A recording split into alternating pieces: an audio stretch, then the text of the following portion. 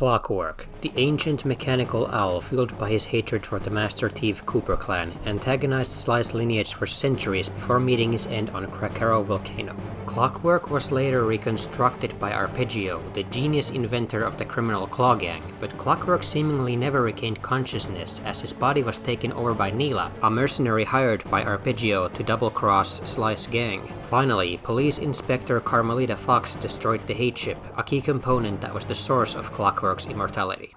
Now, this whole thing raises a few questions. Was Clockwerk always a machine that could be piloted? It doesn't seem like it, as we're told that Clockwerk replaced his body parts piece by piece and he originally looked pretty much the same, except that he wasn't made of metal. So we can assume that Clockwerk was always a giant owl, right? Well, it would seem like that, at least according to the Sly 2 cutscenes, but Clockwerk is kinda weird in the Sly universe in that he is never portrayed as being anthropomorphic, even before he became a machine. He looks like an actual owl instead of a humanoid creature. But what if this is just how Sly interprets the family story, and the truth about Clockwerk's origins is actually a bit more complicated? Some fans have portrayed Clockwerk as being anthropomorphic in his original organic form, like the rest of the characters in the Sly universe. So what if this is how Clockwerk originally was, and he simply built a massive owl body for himself? Maybe he couldn't fit the necessary technology into a small enough form. This would explain why Neela was able to just jump in and pilot the body, because that's how Clockwerk's body was originally built.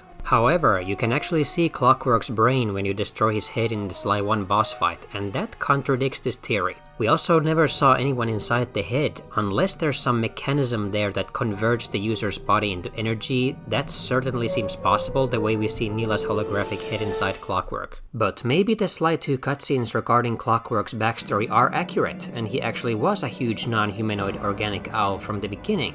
In this case, we have to ask why Clockwerk is suddenly a machine that can be piloted by anyone at the end of Sly 2. The most obvious answer, in my opinion, is that Arpeggio modified Clockwerk's design to allow for others to pilot it. Jean Bisson mentions that Arpeggio possesses Clockwerk's brain, but why would have Arpeggio reinserted the brain if his plan was to pilot the body himself?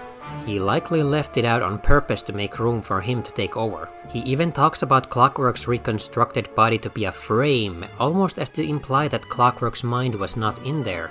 Also, Neela talks about some mysterious power growing inside her, but that was probably the hate chip rejuvenating her new body as it got damaged. There's even more proof that Arpeggio meddled with Clockwerk's original design. In Sly 2, the Clockwerk wings have these blades and round red things that were absent during the first game. The lower part of the beak is also different in that it looks like a wide jaw. Now, I understand this was probably done by the developers so it would be easier to animate Bentley getting trapped inside, but who knows.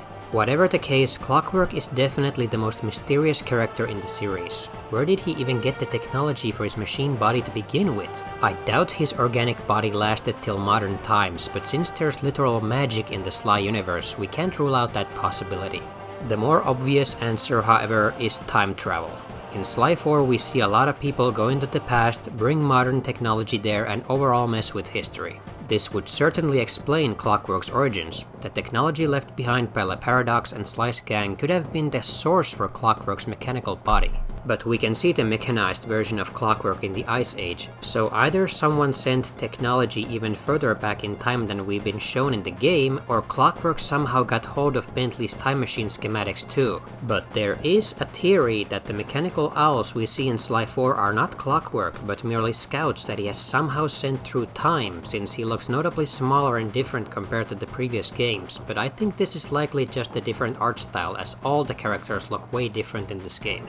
What do you guys think? What's the deal with Clockwerk and his origins? Who or what is he exactly? We will probably never know since the franchise is effectively dead, but we can still theorize endlessly. Leave a comment below.